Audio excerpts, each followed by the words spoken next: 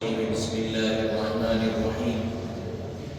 حاضرین محترم، اب یہاں سے نماز میں شک اور اس کے متعلق احکام بتلائے جا رہے ہیں۔ پہلی چیز یہ بتلا رہے ہیں کہ اگر کسی کو نماز میں شک ہو کہ کتنی رکعتیں پڑھی اور عادت شک ہی نہ ہو تو اس کو چاہیے کہ اثر نو نماز پڑھے، اور اگر اس کو شک ہوا کرتا ہو تو اپنے غالب گمان پر عمل کرے، اور اگر گمان غالب کسی طرف نہ ہو تو کمی کی جانب کو اختیار کرے۔ مثلا یہ شک ہو کہ پہلی رکعت ہے یا دوسری رکعت، تو پہلی رکعت مقرر کرے۔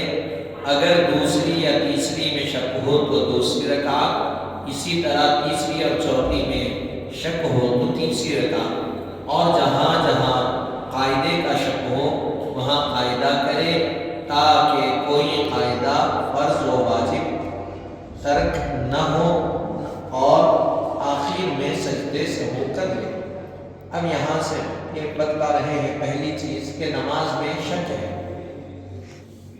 اگر کسی کو نماز میں شک ہو کہ کتنی رکعتیں کو پڑھا، کہ کتنی رکعتیں میری ہوئی، اور عادت اس کی شک کی نہ ہو، یعنی یہ بتلا رہے ہیں کہ یہ شک پہلی مرتبہ ہوا ہو، ہمیشہ اس کو نہیں ہوتا شک، پہلی مرتبہ اچانک ہوا کہ پہلی رکعت ہے یا کون سی رکعت ہے، وہ شک میں پڑ گیا، تو بتلا رہے ہیں یہ عادت نہیں رہنا، پہلی مرتبہ یا اتفاقاً ہو گیا، تو بتلا رہے ہیں اگر تو اس کو چاہیے کہ اثر نو نماز پڑھے۔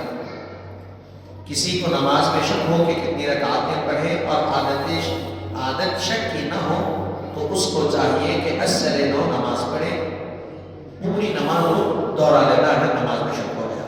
پھر اس کے بعد بتلا رہے ہیں اگر اس کو شک ہوا کرتا ہو تو اپنے غالب گمان پر عمل کرے، اگر گمان غالب کسی طرح نہ ہو تو کمی کی جانب کو اختیار کرے۔ پہلی چیز یہ بتلا رہے ہیں شک ہوا، کمی نہیں ہوا تو نماز ہو گئی، اب شک ہے تو کیا کرنا، نماز کو دوہرا لینا، پہلی چیز۔ دوسری چیز یہ کہ حالت نماز ہی میں شک ہوا تو بتلا رہے ہیں، اور یہ ایسا ہوتے رہتا اکثر کہ کون سی رکعت چل رہی، پہلی مرتبہ نہیں ہوا، ایسا ہوتے رہتا، تو غالب گمان کیا ہے اس کی طرف عمل کریں گے۔ شک میں غالب گمان کیا ہے، مثلا دوسری رکعت ہے، شک ہو رہا ہے کہ یہ تیسری ہے یا دوسری، تو گمان غالب کیا ہے، غالب یہ آ رہا کہ نہیں دوسری ہے، یا غالب آ رہا کہ نہیں تیسری ہے، تو جو غالب گمان آ رہا اس پہ عمل کر لیں۔ لیکن وہ غالب گمان بھی نہیں آ رہا، نہ تیسری نہ چوتھی کسی طرف جا رہا نہیں، تشویش میں ہے دونوں میں، تو بتلا رہے ہیں ایسی صورت اگر آئی تو دوسری یا تیسری میں اگر شک آ رہا ہے تو تیسری نہیں دوسری اختیار کریں گے، کمی کو اختیار کر لیں، ایک رکعت کمی کو اختیار، کب یہ غالب گمان نہیں ہے کسی کی طرف، بیچ میں ہے، مشکوک ہو گیا ہو، تشویش میں پڑا ہوا ہے کہ کون سی رکعت ہے، مثلا بتلا رہے ہیں یہاں پر وہی چیز بتلا رہے ہیں کمی کی جانب کو اختیار کریں۔ مثلا یہ شک ہو کہ پہلی رکعت ہے یا دوسری رکعت، شک ہوا اس کو پہلی رکعت یا دوسری رکعت، اب شک ہے اس کو، کوئی غالب گمان نہیں آ رہا کہ دوسری ہے یا پہلی ہے، تو ایسی صورت میں وہ پہلی رکعت بنائے گا۔ اسی طرح دوسری یا تیسری میں شک ہوا تو دوسری بنائے گا، تیسری چوتھی میں شک ہوا تو تیسری رکعت بنا کے پھر آخری رکعت میں سجدے سہو کر کے نماز ختم کرے گا، اس کی نماز مکمل ہوگی۔ پھر اس کے بعد دوسری چیز بتا رہے ہیں اگر کسی شخص کو سلام کے بعد شک ہو کہ اس کا اعتبار نہیں، نماز جائز ہے۔ اگر کسی کو کیا ہوا، سلام کے بعد شک ہوا، سلام پھیر دیے بعد نماز میں شک ہو رہا، تو اب بتلا رہے ہیں تو اس کا اعتبار جائز نہیں ہے، اس کا اعتبار کیا ہے، نہیں کیا جائے گا، نماز جائز ہے، نماز قبول ہوئی۔ نماز کے بعد شک ہوا، پہلا یہ کہ عادت کے خلاف شک ہوا تو نماز دوہرا لینا، کبھی نہیں ہوتا اچانک، اور یہ ہے کہ شک ہوتے رہتا، غالب اس میں سے پھر غالب گمان کی طرف جانا، غالب گمان نہیں ہے تو کمی کی طرف آ جانا، پھر سجدے سے وہ کر کے نماز ختم کر دینا۔ پھر اسی طرح دوسری چیز بتا رہے ہیں، سلام پھیر دیے، اب اس کے بعد شک آیا، اور کیا کر سکتے ہیں؟ نمازوں میں اگر آپ چاہ رہے ہیں کہ آپ کو غالب شک ہے تو آپ نماز پھر سے وہ دوہرا کر پڑھ لیں گے، ورنہ نماز آپ کی کیا ہے؟ جائز ہے۔ تیسری چیز بتا رہے ہیں، اگر کسی کو شک ہو کہ وقتی نماز پڑھی ہے یا نہیں اور وقت باقی ہو تو پھر پڑھ لے، ورنہ ضروری نہیں۔ اگر کسی کو نماز میں شک ہوا کسی بھی چیز کے بارے میں تو بتلا رہے ہیں وہی چیز، اگر وقت باقی ہے اس کے پاس تو وہ نماز کو دوہرا لینا، شک ہے نہیں تو کوئی مسئلہ نہیں، نماز جائز۔ اب یہاں سے 19ویں چیز یہاں سے بتلا رہے ہیں، سجدہ تلاوت۔ سجدہ تلاوت کا بیان، قرآن مجید میں 30 پاروں کے اندر 14 آیتیں ہیں جس میں آیت سجدہ آتا ہے۔ قرآن مجید کی 14 آیتوں میں سے کسی ایک آیت کے پڑھنے یا سننے پر ایک سجدہ واجب ہوتا ہے۔ پوری کتنی قرآن مجید میں 14 آیتیں ہیں، 14 مقامات ہیں جہاں پر سجدے کرنا ہے، اور امام شافعی کے نزدیک 15 مقامات۔ تو وہ 14 مقامات کی جو آیتیں ہیں وہ آیت پڑھیں یا سنیں تو دونوں صورتوں میں سجدہ واجب ہو گیا، اگرچہ کہ سننے کا قصد نہ ہو، آپ کا ارادہ نہیں تھا سننے کا، لیکن پھر بھی آپ سن لیے۔ اب کوئی تلاوت کر رہے ہیں سورہ اقرا بسم ربک الذی خلق، وہ سورہ کی آخری آیت پہ سجدہ، کوئی تلاوت کر رہے ہیں، آپ نہیں چاہتے تھے سننا لیکن آپ سن لیے، کسی کے پڑھتے ہوئے کو آپ سن لیے، تو کیا ہوا؟ آپ پر سجدہ واجب ہو گیا۔ پڑھنے والے پر بھی واجب ہے، سننے والے پر بھی سجدہ واجب ہے، آیت سجدہ۔ تو یہ 14 مقامات پر ہے قرآن میں، تو وہ 14 مقامات پر جب کبھی وہاں پہنچے وہ آیت پڑھے ہم کو سجدہ لینا، اس کو سجدہ تلاوت کہتے ہیں۔ کیا کہتے ہیں اس کو؟ سجدہ تلاوت۔ نمبر 2 بتا رہے ہیں، کل قرآن مجید میں 14 سجدے ہیں، اور امام شافعی کے پاس 15، 17ویں پارے میں ایک اور سجدہ اضافہ۔ پھر اس کے بعد تیسری چیز بتا رہے ہیں، سجدہ تلاوت 2 تکبیروں کے درمیان نماز کی شرائط سے کیا جاتا ہے، مگر اس کے لیے ہاتھ اٹھانے اور تشہد و سلام کی ضرورت نہیں۔ سجدہ تلاوت کیسا کرتے ہیں؟ 2 تکبیروں کے درمیان کیا جاتا ہے، 2 تکبیروں کے درمیان نماز کے شرائط کے ساتھ کیا جاتا ہے، مگر اس میں ہاتھ نہیں اٹھاتے، تشہد اور سلام کی ضرورت نہیں ہے، صرف اٹھتے ہیں، ٹھہرتے، سجدہ تلاوت کا ارادہ کرتے، سیدھا سجدے میں جاتے، 2 سجدے کرتے، پھر اٹھ جاتے، یہ ہے سجدہ تلاوت۔ اب آگے طریقہ بھی وہ بتنا ہے۔ نمبر 5 بتا رہے ہیں، نمبر 4 سجدہ تلاوت میں وہی تسبیح ہے جو نماز کے سجدوں میں تسبیح پڑھی جاتی ہے۔ نماز کے سجدے میں ہم کیا پڑھتے ہیں؟ سبحان ربی الاعلیٰ، تو سجدہ تلاوت میں بھی ہم وہی تسبیح پڑھیں گے۔ 5ویں چیز بتا رہے ہیں، سجدہ تلاوت میں 2 قیام مستحب اور 2 تکبیریں مسنون ہیں، یعنی کھڑے ہو کر اللہ اکبر کہیں اور سجدے میں جائیں، پھر سجدہ کر کے اللہ اکبر کہہ کر کھڑا ہو جائے۔ 2 قیام، 2 کیا ہے؟ سجدے میں 2 قیام مستحب ہے، 2 تکبیریں مسنون ہیں، یعنی ٹھہر کے اللہ اکبر بول کے سجدے میں چلے جانا، سجدہ کر لیے۔ سورہ نعم، تیسرا ہے سورہ نحل، چوتھا سورہ بنی اسرائیل، 5واں سورہ مریم، 6واں سورہ سورہ حج، پھر اس کے بعد 7واں سورہ سورہ فرقان، 8واں سورہ نمل، 9واں سورہ سورہ سجدہ، 10واں سورہ سورہ صاد، پھر اس کے بعد 11واں سورہ سورہ حمیم، 12واں سورہ سورہ نجم، اس کے بعد 13واں سورہ سورہ انشقاق اور 14واں سورہ سورہ اقرا۔ یہ 14 سورتیں، اس میں وہ سجدہ تلاوت کی آیتیں آتی ہیں۔ سورہ حج کی پہلی آیت سجدہ ہے۔ اب آگے بتا رہے ہیں نمبر 7 پر، سجدہ تلاوت کے واجب ہونے کے 3 سبب ہیں۔ سجدہ تلاوت جو واجب ہوتا ہے اس کے 3 سبب ہیں۔ پہلا کیا ہے؟ آیت سجدہ کی تلاوت. پہلا سبب یہ ہے آیت سجدہ کو پڑھنا. دوسرا سبب یہ ہے کہ آیت سجدہ کا کسی انسان سے سننا. آیت سجدہ کا کسی انسان سے سننا. نمبر 3، کسی ایسے شخص کی اقتدا کرنا جس نے آیت سجدہ تلاوت کی ہو، خواہ اس کی ابتدا سے پہلے یا ابتدا کے بعد. تنبیہ، ان تینوں صورتوں کے سوا اور کسی چیز سے سجدہ واجب نہیں ہوتا.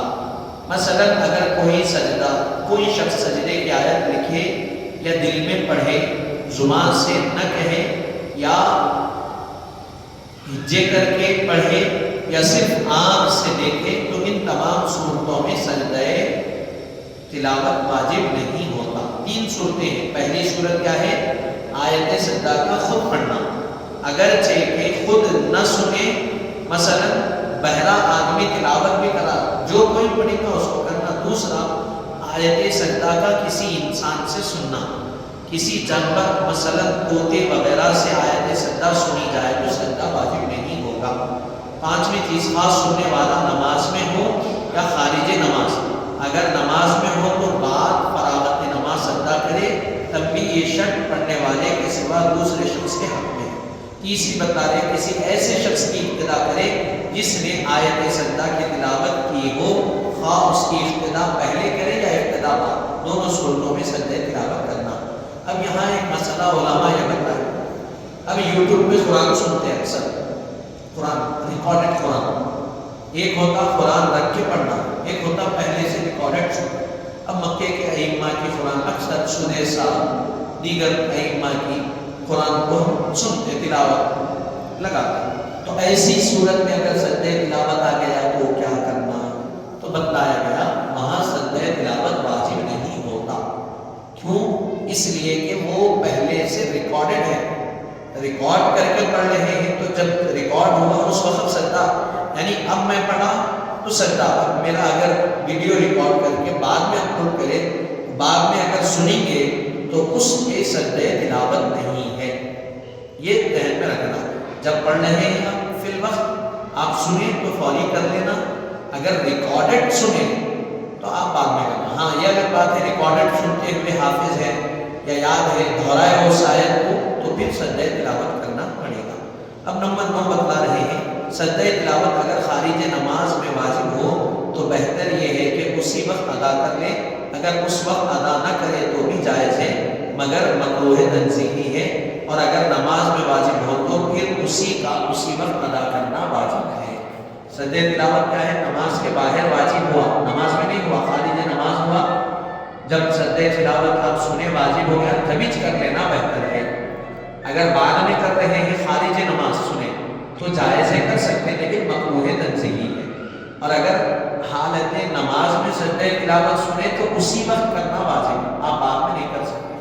مثلا ہم تراویح پڑھتے، تراویح میں سجدہ تلاوت آتا تو کیا کرتے؟ سجدہ کرتے. 10ویں چیز بتا رہی ہے کہ اگر ایک ہی مجلس میں ایک ہی آیت سجدہ کئی بار پڑھی جائے تو ایک ہی سجدہ واجب ہوگا.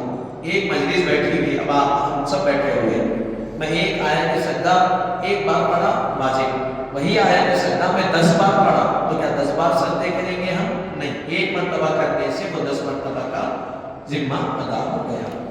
اگر کسی آیت سجدہ کی تلاوت کے بعد پھر وہی آیت مختلف لوگوں سے سنی جائے تب بھی ایک ہی سجدہ واجب ہوگا، بشرط ہے کہ مجلس نہ بدلے. ایک مجلس ہے، بیٹھے ہوئے ہیں، میں پڑھایا، آپ لوگ ایک ایک کر کے وہی سجدے کی آیت میں کو سنائیں تو میرے پڑھانے پہ سجدہ واجب ہو گیا پہلی بار، آپ کے سننے پہ. اب آپ لوگ کے پڑھنے پہ نہیں ہوا، ایک ہی مجلس رہی. لیکن اگر مجلس بدلی، وہ مجلس جو جمی تھی وہ ختم ہو کے دوبارہ جمی، پھر دوبارہ سنائے تو پھر دوبارہ سجدہ کرنا پڑے گا. ایک مجلس میں ایک سجدے کی آیت کو 1,00,000 بار بھی پڑھ لی تو ایک ہی سجدہ کرنا. مجلس بدلی تو جتنے بار پڑھیں گے اتنے بار سجدہ کرتے جانا پڑے گا.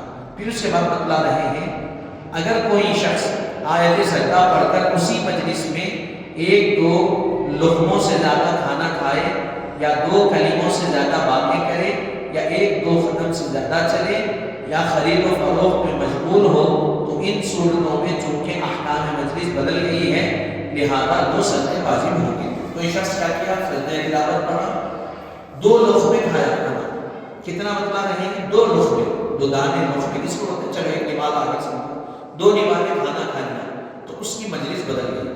پہلی جو مجلس تھی وہ کھانے سے پہلے کی الگ تھی، کھانے کے بعد کی مجلس الگ ہو گئی۔ تو اب یہ 2 الگ الگ مجلسوں میں، پہلی مجلس میں ایک بار پڑھا پھر یہ تو دونوں کا سجدہ الگ الگ کرنا پڑے گا اس کو۔ اسی طرح بتلا رہے ہیں، پہلے آیت سجدہ پڑھ لیا پھر گفتگو میں مصروف ہو گیا، تو آیت گفتگو سے پہلے جو آیت سجدہ پڑھا وہ سجدہ الگ رہے گا، گفتگو کے بعد میں اگر پڑھیں گے تو پھر وہ سجدے کا حکم الگ رہے گا، دونوں الگ الگ کرنا پڑے گا۔ اسی طرح 1-2 قدم چلے، آیت پڑھ لیے، کچھ کام تھا جا کے آگے 2 قدم ہی کیوں نہ چلے، مجلس بدل گئی، پھر اگر پڑھیں گے تو وہ 2 سجدے آپ کو کرنا پڑے گا۔ اسی طرح خرید و فروخت میں مشغول ہوئے، ان ساری صورتوں میں مجلس تبدیل ہو جانے کی وجہ سے 2 سجدے واجب ہوں گے۔ 11ویں اور آخری چیز بتا رہے ہیں، ساری صورتیں پڑھ کر صرف سجدے کی آیت کا چھوڑ دینا مکروہ ہے۔ سورہ اخلاق پڑھ لیں، آخری سجدے کی آیت ارے کہیں کو سجدہ کرنا مناسب نہیں ہے، کیوں؟ بلکہ چھوڑ دیے۔ ایسا عمل کرنا اللہ تعالیٰ کو ناپسند ہے، مکروہ عمل ہے۔ تو یہاں تک سجدے کے متعلق، سجدے تلاوت کے متعلق بتایا گیا۔ اب یہاں سے سجدہ شکر کے بارے میں بتایا، 3 چیزیں ہیں۔ سجدہ شکر کس کو کہتے ہیں؟ سجدہ شکر کرنا مستحب ہے، یہ عمل کیا ہے؟ مستحب ہے، فرض نہیں ہے، واجب نہیں ہے، سنت نہیں ہے، مستحب عمل۔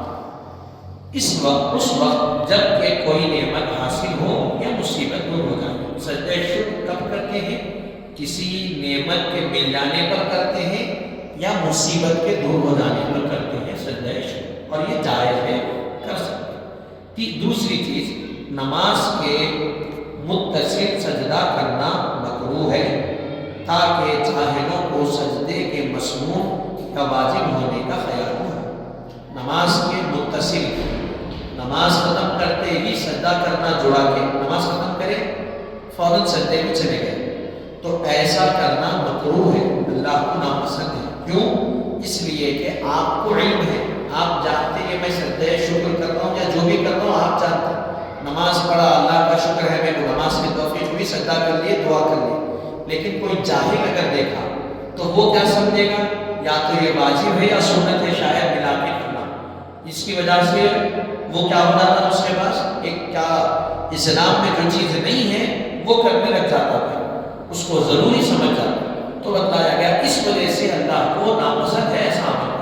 تو اب غور کریے، نماز کے بعد کا سجدہ جس کو لوگ واجب و فرض نہ سمجھتے اللہ کو ناپسند ہے، تو ایسی کئی چیزیں ہم کرتے ہیں جو لوگوں کو ناپسند، اللہ کو ناپسند ہے، ہم کرتے چلے جاتے ہیں، خیال کرنے کی ضرورت۔ تیسری چیز بتا رہے ہیں، سجدہ شکر بھی سجدہ تلاوت کی طرح ادا کرتے ہیں۔ سجدہ شکر کیسا کرنا ہے؟ جس طرح سجدہ تلاوت کرتے ٹھہر کے اللہ اکبر بول کے سجدے میں چلے گئے پھر اٹھ گئے، یہ بھی سجدہ شکر بھی اسی طرح ادا کریں گے۔ آخر